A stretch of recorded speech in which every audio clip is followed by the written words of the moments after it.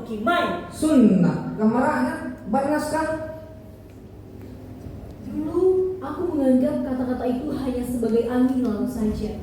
Hingga satu demi satu kata-kata itu berubah menjadi duri yang menyusup dalam jiwaku. Luka ini tak tampak di permukaan, tapi terasa hingga ke relung hati. Mereka berkata biarkan saja, anggap angin yang berlalu. Namun bagaimana bisa? Setiap kalimat tajam itu terukir di benakku, mengalir dalam aliran darahku. Aku ingin menjerit, ingin mengungkapkan bahwa aku bukanlah sekedar layar kosong yang bisa mereka penuhi dengan kebencian. Aku adalah jiwa yang bernyawa, jiwa yang terluka oleh setiap makian, setiap hinaan yang terus membekas. Assalamualaikum warahmatullahi wabarakatuh.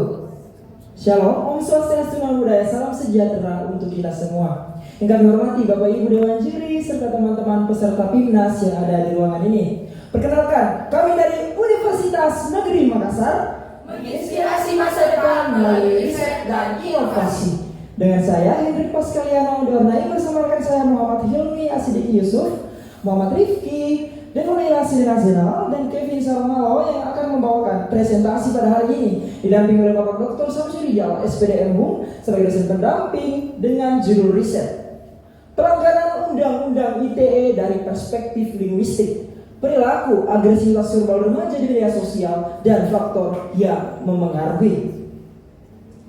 Di era digital saat ini, penggunaan media sosial terutama di kalangan remaja mengalami peningkatan yang signifikan. Namun, fenomena ini juga menghadirkan tantangan, khususnya terkait dengan perilaku agresivitas verbal. Norma etika dalam komunikasi di media sosial seharusnya dapat terwujud dengan adanya regulasi seperti Undang-Undang ITE yang ada di Indonesia. Kendati demikian, masih terjadi perilaku agresivitas verbal yang dilakukan oleh remaja di media sosial. Utami dan Darmaisa tahun 2020 menjelaskan bahwa perilaku agresivitas verbal telah menjadi fokus utama penelitian di Indonesia dan secara global. Agresivitas verbal adalah tindakan menyampaikan kata-kata kasar, penghinaan, atau ujaran kebencian yang bertujuan untuk menyakiti, merendahkan, atau menyerang orang lain. Riset terdahulu telah menunjukkan peningkatan yang signifikan dalam kasus ini yang pada akhirnya memperlihatkan urgensi untuk mengkaji dan menangani masalah ini lebih lanjut. Yong dan kawan-kawan tahun 2023 menyatakan bahwa remaja menjadi kelompok dominan dalam melakukan agresi verbal di media sosial. Pernyataan ini juga diperkuat oleh riset yang telah dilakukan oleh Nadine Kase dan kawan-kawan tahun 2022. Di sisi lain, Undang-Undang ITE merupakan upaya regulasi untuk mengontrol perilaku agresivitas verbal di media sosial. Meskipun demikian, dalam implementasinya, menurut Lahir dan Wakas tahun 2021 masih menghadapi tantangan yang dapat mempengaruhi persepsi remaja terhadap kepatuhan hukum dan normalisasi perilaku yang melanggar norma. Kemudian dalam riset ini terdapat dua rumusan masalah. Yang pertama adalah bagaimana bentuk-bentuk perilaku agresivitas verbal yang dilakukan oleh remaja di media sosial yang sering dianggap normal dari perspektif linguistik yang berpotensi melanggar Undang-Undang ITE. Dan yang kedua adalah faktor-faktor apa saja yang mempengaruhi remaja dalam melakukan perilaku agresivitas verbal di media sosial. Selanjutnya, implikasi dari riset ini adalah kebijakan terkait peningkatan mutu pelaksanaan Undang-Undang ITE dalam mengontrol perilaku agresivitas verbal di media sosial.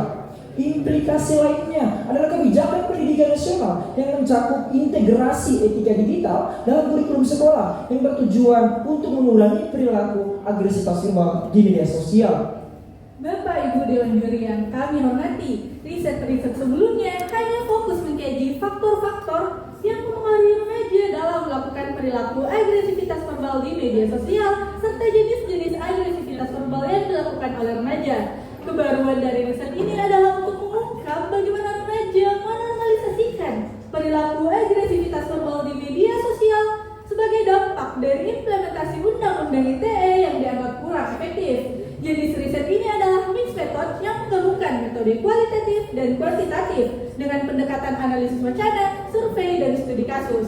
Instrumen yang digunakan dalam riset ini adalah instrumen analisis teks wacana yang diadaptasi dari Fairflow 2013 untuk membantu mengidentifikasi bentuk-bentuk perilaku agresivitas verbal yang dilakukan oleh remaja di media sosial